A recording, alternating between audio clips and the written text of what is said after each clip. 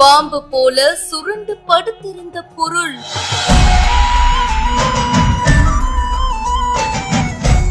திருப்பதி ஏழுமலையான் கோவில்ல வருடாந்திர பிரம்மோற்சவம் நாளை மறுநாள் கொடியேற்றத்துடன் ஸ்டார்ட் ஆக போகுது.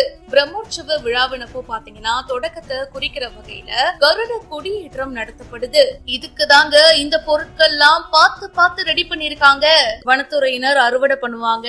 ஒரு வாரம் மிதமான வெயில்ல உலர்த்தி காய வச்சு நல்லா சுத்தம் பண்ணிட்டு பாய் கயிறு எல்லாம் தயார் பண்ணுவாங்க. 22 அடி நீளம் 7 அடி அகலத்துல வனத்துறை ஊழியர்கள் தயாரித்த இந்த தற்பை பாய் மற்றும் 200 அடிக்கு மேல நீளம் இருக்கிற இந்த கயிறு இத திருப்பதி தேவஸ்தான வனத்துறை அலுவலகத்துக்கு கொண்டு வந்திருக்காங்க. சுகாதாரமான நாட்டு பசுக்களிடமிருந்து பெறப்பட்ட தமிழ் பால், பதப்பொருட்கள் இல்லாதது, கலப்படம் இல்லாதது. தமிழ் பால், நன்மை, முழுமை.